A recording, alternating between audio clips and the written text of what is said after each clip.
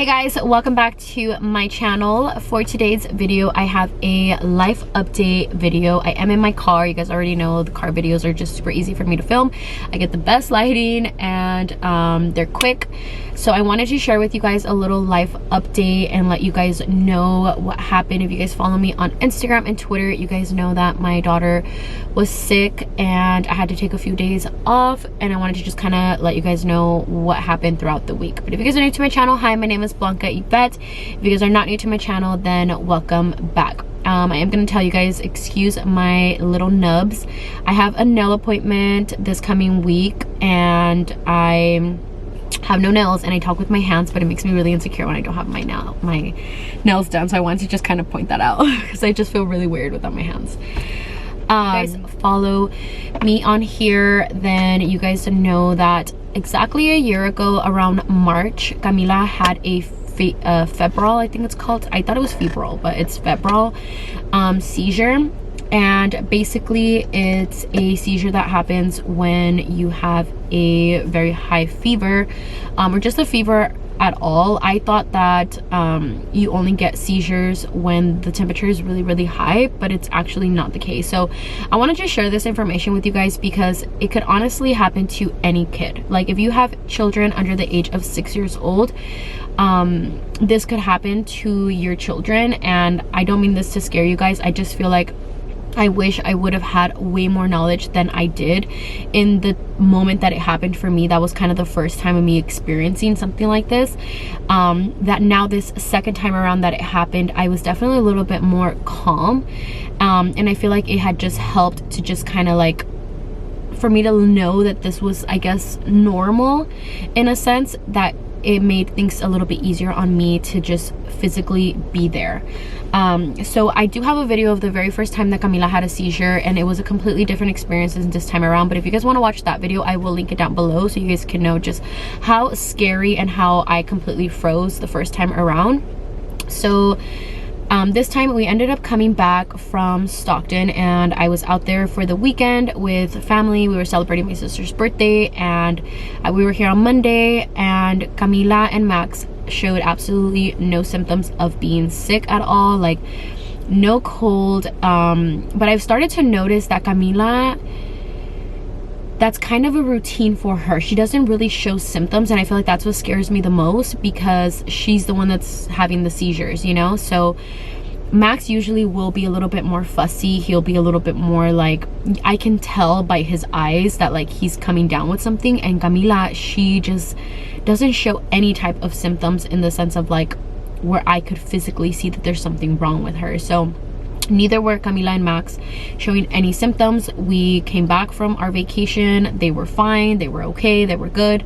I actually drove back by myself. Lisa's was in Washington at the time. So I was driving with the kids by myself, and like everything was fine. Like nothing was out of the ordinary. So Monday comes around, and then like I said, nothing was out of the ordinary. And Tuesday morning, we ended up falling asleep. We woke up around like 8 a.m. or so, 8:30 a.m. and it was a little bit later than I guess our usual normal schedule. Ulises is usually up really early, and I feel like he didn't wake up early because he had a very busy weekend, you know, being in Washington. So I was like, okay, he's sleeping in. And that's kind of where the mom guilt starts kind of kicking in, where it's like, if I would have been up earlier, would the seizure have not happened? Would I have felt that Camila had a fever? Would I have noticed something different, you know? And I feel like that's where you kind of start thinking like, why didn't I pay better attention? Or why was I not, you know, like,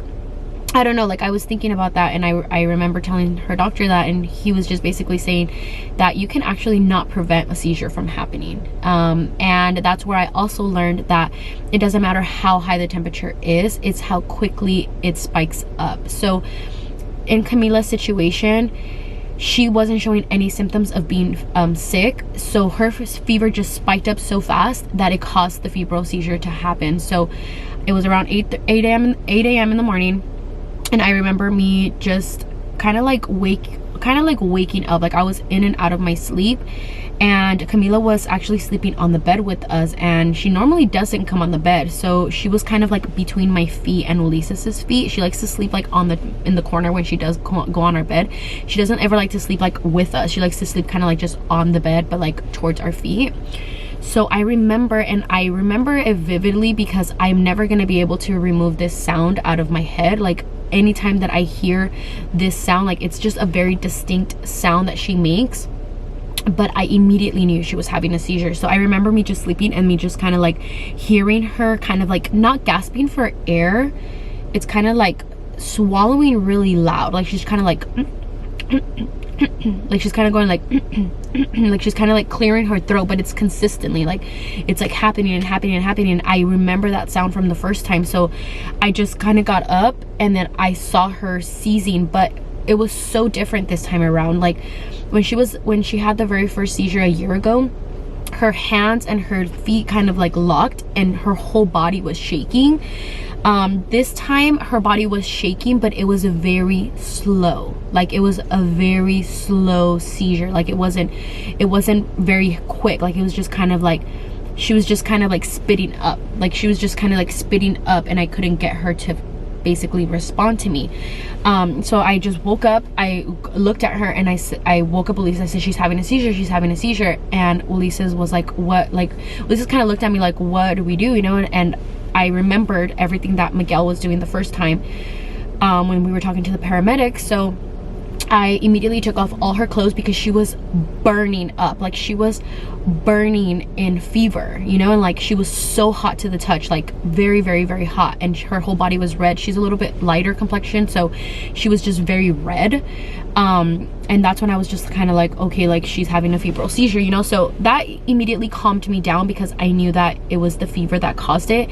What makes your anxiety a little bit worse, at least for myself, it's the fact that it feels like it's happening forever. So I immediately grabbed my phone and I timed the seizure just to make sure, because I did read that like after the seizure happened the first time with Camila, I read a lot. Like you guys already know, I always tell you guys I read a lot about a lot of stuff, like whether it's just books or just having knowledge. Like I'm always constantly reading about certain things that are happening, just so I can have enough knowledge to be able to know what's happening. And when Camila had her first seizure, they did tell me that it could happen again. So I just wanted to make sure that I was prepared, and I feel like the second time around I definitely was a lot more calm.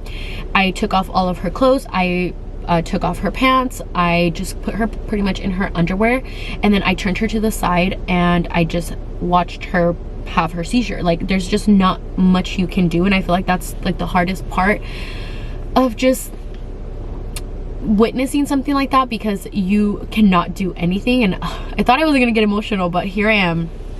It's crazy, because like when it's happening, I always go into instant shock. Like I will literally be in shock. I can't speak, I can't hear, I can't cry, I can't be mad. Like I just go into instant shock every time that I'm like under pressure, that I'm reacting and I'm doing what I need to do, but I just have no sense of emotion. And then when I talk about it after, that's when I just kind of like, it kind of like sinks in like what's happening. So this is actually the first time that I'm like talking about what happened, so I think this is why it's kind of like obviously hitting me, you know. But I was very calm. I turned her to the side and I just watched her have her seizure, because like I said, there's not really much you can do. I just wanted to make sure that she wasn't around anything near where she could hit herself, or where she would you know, spit up or choke, because that's also a thing that she can choke up on her saliva or her vomit. So you have to make sure that there's nothing in her mouth and there's nothing like around her where it can cause any more damage. So I laid her down on the ground, and Ulises called 911.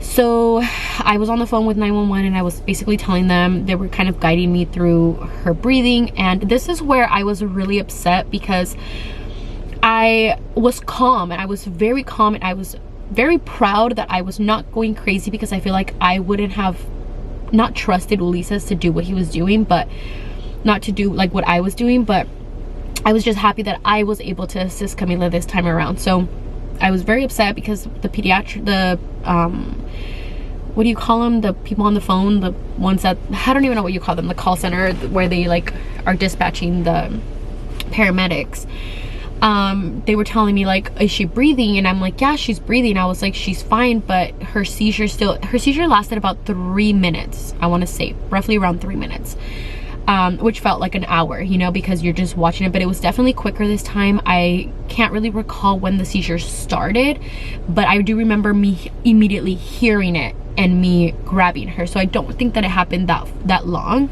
But they do say like seizures over like 20 minutes or something like that is not normal. So that's why they say to time the seizure. So hers was about 3 minutes, and it took her a minute to come back. So her breathing was very shallow, where she was just kind of like, you know, like just taking like deep breaths. And I already knew that it was a little normal for her to do that, because she did that the first time. So I wasn't panicking, you know. So then when I told the paramedic that on the phone that her breathing was very shallow, the guy started yelling at me, and he was like, you need to give her mouth to mouth. And then I said, why am I going to give her mouth to mouth? She's fine, like she's breathing. And she's like, ma'am, is she responding? And I said, no, she's not responding. They're like, I need you to perform CPR immediately. And I was like, well, what do you mean I need to like, I was just confused. I was like, what do you mean that I need to like perform CPR? Like, she's fine, like she's not turning purple, like she's not, like nothing that was showing that she was under distress. Like there was no reason for me to like do that, because, you know. So like I immediately started like questioning myself, and I'm like, okay, like maybe I just need to listen to what he's telling me. So I lay her down, and then I started performing CPR on her. And thank God I knew how to perform CPR, because I was just like confused. And I immediately, you know, start like performing CPR. I'm blowing in her mouth, and I'm just like, and then she's starting to kind of cry. And then he's like, ma'am, is that her? And I said, yes. I was like, I'm telling you, like she is breathing fine. It's just her breath is very shallow because she's tired. Like the first time that she had the seizure, she was so exhausted that it took her a little bit to kind of like come back and just like feel herself again, because seizures are very like, I mean, I don't know what happens in their brains or anything, but I know that from when the doctor told me that when they're having a seizure, they're so exhausted right after that. They're just so tired. And then there's some people who just bounce back, you know, and there's some people who take them a good 30 minutes to an hour to just even like sit up and feel like themselves again. So I was just under the impression that that was just her normal way of like coming back. And as soon as I'm off the phone, I was like, as soon as that happened, like the paramedics came in. The paramedics took like 5 minutes to get there, and I was so fucking happy. Like the fact that they responded so quickly, because the first time that she had the seizure, I don't know if I was just panicking more, but it felt like it took like 15-20 minutes for them to get there. This time they were there immediately. Like they got there so fast. And as soon as they came in, they're like, oh, like, is she okay? And I was like, yeah, she's fine. I was like, she's kind of coming back. The seizure already passed. And the paramedics like, oh my God, like, let me just get to the side, you know? So I moved to the side, and then they're like checking her pulse, and they're checking her oxygen, and everything looked great. Like her vitals were 100%. And I was like, okay, like that just kept calming me down, you know. But then my mom walked in, and then she made the situation even worse, because she's like crying and wondering what the hell's happening. And she's never seen Camila go through a seizure. She's actually seen me go through seizures. I apparently had them when I was younger, and I had no idea. I had febrile seizures and also Lisa, so I guess they're actually passed down and they're genetic. I had no idea, but coming from both sides, I guess it was bound to happen that one of my kids was going to experience it, and maybe both. I don't know. I honestly don't know. Max, you know, thankfully has never experienced a seizure, but in this situation, Camila has now experienced 2, and I believe that I had them very consistently, and I used to get fevers a lot when I was younger. So I don't know if this is going to be the last time. I thought Camila's first seizure was the first and the last, and unfortunately it wasn't. So we ended up taking her. I carried Camila on my arms. I actually have a video from the camera surveillance, like I'll post it and you guys can see it here. I'm carrying Camila, and she's crying at this point. Like she's just like kind of fussy, and like she's scared. Like I know that she's like upset, that she's kind of confused on what's happening. So I'm just trying to like calm her down, and I was able to go to the hospital with her. And yeah, we got to the hospital, and it was confirmed she had 102.6 fever, and they gave her Motrin and Tylenol, I believe, together to bring her temperature down. and they basically didn't do anything at the hospital or anything, because I guess there's not much to do. They're there to stop basically the seizure if she was still having it, but because she didn't have her seizure anymore, I had to follow up with her primary care doctor. So there was no reason for us to ask for any like further testing there, because she had to have more than one seizure in a 24-hour period, and it had to be more than 20 minutes. So I guess they did what they had to do at the hospital. So he did mention to me that it's very common that she wouldn't outgrow them until at least 6 years old, that some kids have 1, some kids have 2, some kids have 5, and it's unfortunately something that you can't prevent. You cannot prevent this from happening. Even if they have a fever and you're trying to manage it, like, so most of the time when seizures happen, that is the first indicator that they're sick. And that was the situation that happened with Camila, that, you know, there was, and it was weird to me though, because like she was showing no symptoms, and now, like, okay, so after the seizure happened, we got home and she was fine. She had no fever. Still till this day, it happened on Tuesday, Wednesday, Thursday, Friday, Saturday, Sunday, Monday. It's been 6 days already since the seizure happened, and she had no runny nose, no cough, no congestion, nothing. Like, she had no flu-like symptoms, no cold-like symptoms. She just had a fever.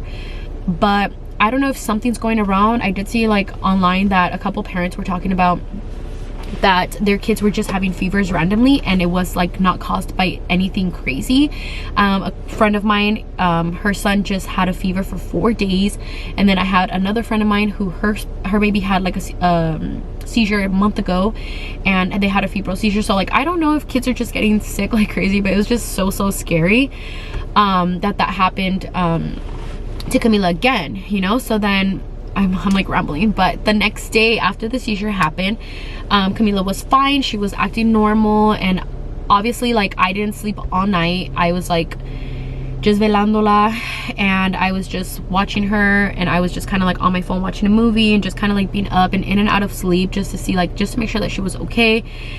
And I tried to keep Max and Camila away from each other as much as I could, because you guys already know, if you guys have multiple children, it's like a chain reaction. Like, one kid gets the other kid sick, and then the parents get sick, and then it's like, I just couldn't afford to be sick, in the sense of like, I can't be sick taking care of my babies, you know, because like that's like the worst feeling, knowing that your children are sick and then you're sick as well. So like, I was trying to wear a mask around her, and just like trying to just prevent as much as I can to like not catch whatever she was catching. But it was so hard because I can't hold her and hug her and kiss her and all this stuff, and then Max and Camila are so close to each other that like it was just so hard, you know, that at that point I was just like, whatever, like I can't sit here and try to like prevent them from not getting sick, preventing me and Elisa's from not getting sick, because we just wanted to make sure that we were able to be okay to take care of them, you know.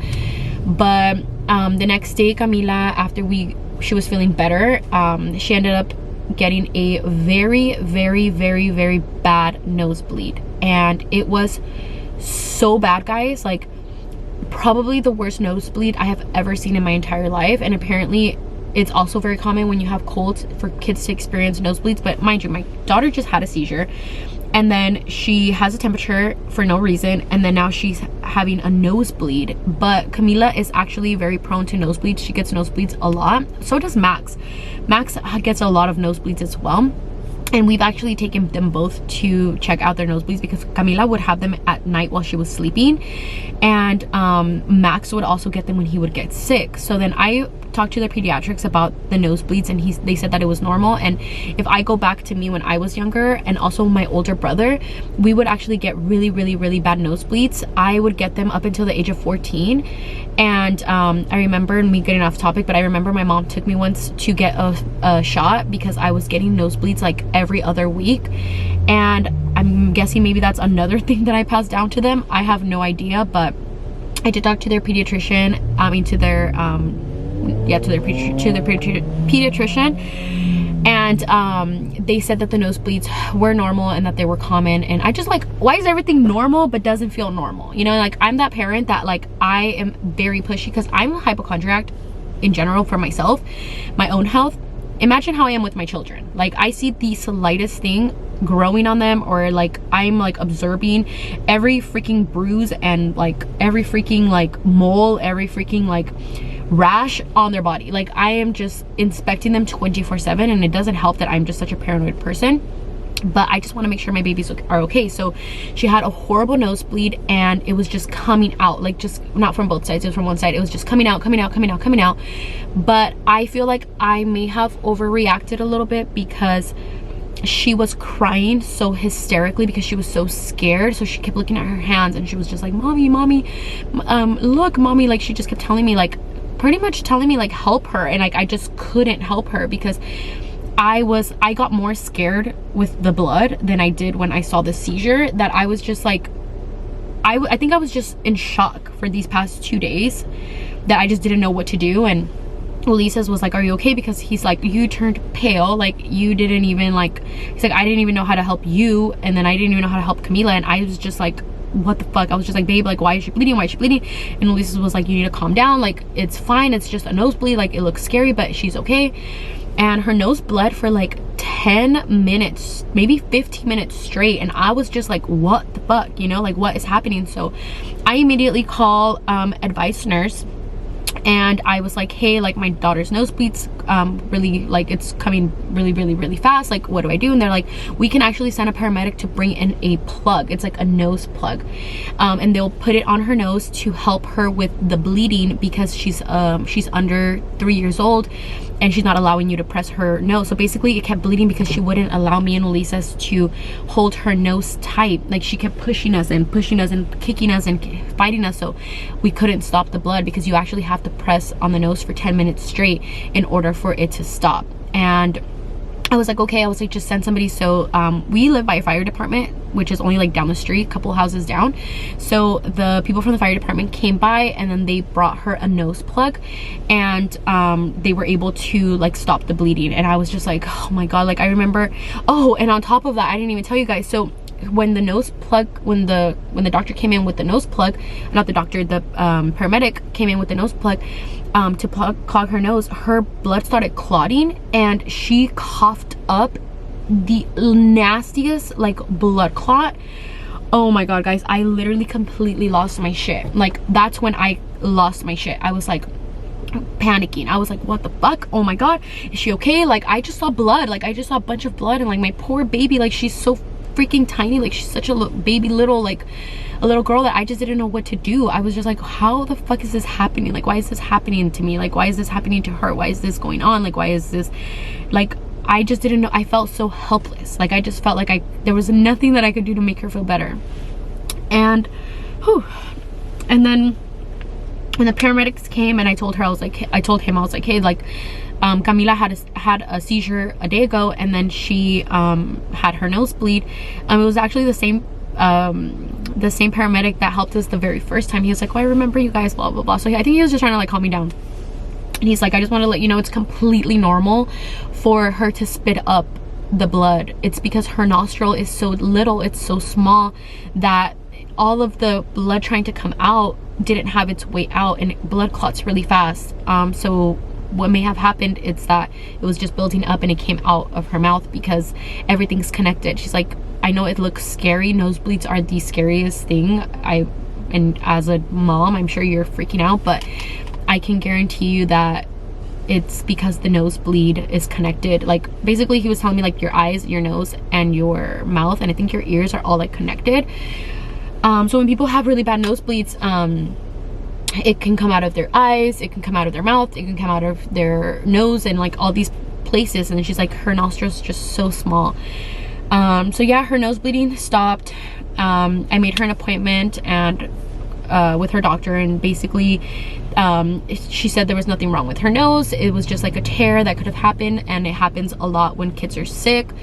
And because she wasn't having a runny nose, it could have meant that her nose was just really dry. And Camila picks at her nose a lot, like, she's always, like, rubbing her nose, and like I said, she's prone to nosebleeds already, that I just feel like it just made everything just that much worse. Just the scare, it was just like scare after scare after scare after scare. And Camila that night, like, honestly, it was another night number 2, I didn't sleep because I was just making sure that she didn't have a nosebleed again at night, because my mom was, like, telling me, like, you know, I guess with my brother, she used to deal with this a lot, where he would wake up with nosebleeds, and you can actually like choke from the nosebleed if it's happening at night, because it's really bad for you to be sleeping and your nose to go to the back of your throat. And she was just like scaring me more, and like I know she was just trying to help, but it was different because the first time my mom wasn't around. So like I kind of dealt with it a little bit by like, I don't know if you guys are like this, but like you guys panic more with your parents or like people around you because you're trying to like keep it together. But then it's worse when like other people are like, oh, like this could happen, or this could happen, or this could happen, or like blah blah blah blah. So I think that's the situation that just kind of like made it a little worse, you know. I'm like trying to keep myself together. Okay. Whew, you are okay. Okay. So yeah, so that happened on the second night, and then on the third night Max wakes up sick and I'm like, oh my god, am I really never gonna freaking catch a break here? Like, what is happening? So Max wakes up sick, and he wakes up sick, and by wakes up sick he just looked really tired. Like I said, I can see it all over his face. He gets kind of sad, like his eyes get really low, and he was just kind of like, you know, a little bit more attached to me, and he was just kind of like, I'm cold, and telling me that he was kind of having chills. And then I took his temperature, and he had temperature of 101.6. so I was just alternating Tylenol and Motrin. And then that night Camila was already feeling better. Camila had no more fever from the day from when we got to the hospital. She didn't have a fever anymore at all, so it made things a little bit easier to kind of transition out to Max. And I didn't sleep all night, and Max actually had very bad fever for 2 days, and it was kind of like up and down. So the medication would drop it, and then he would kind of bring it back up, and then the medication would drop it, and then it would bring it back up. Then I also my doctor had also told me to not treat the fever unless it was knocking him down. That sometimes we like to just give our children Tylenol and Motrin so much that sometimes it's harming them more than it's helping them. So as long as he was like, you know, eating and drinking and like being okay, like he was gonna be okay with the fever. So I kind of just like alternated, like just depending on how I saw him, if I didn't see him like super down or anything. And honestly, the fever never knocks Max down. Like he's always like running back and forth. So that's the good thing. My kids, they're fucking strong little minions. Sometimes just children in general, like I see them and I'm like, us as adults, like we feel the slightest pain and we're like so scared, and we're like in bed and we're like, oh my god, you know, all this stuff. And like our kids are just like little fucking warriors running around and like don't let anything knock them down. So Max, like thankfully, even though he had a fever for 2 days, he was still eating, he was pooping, he was peeing, he was normal. Like he was eating all, both of them had an amazing appetite. Both of them were drinking all their I was giving them Pedialyte, Gatorade, and just water, and just like making sure that they were hydrated.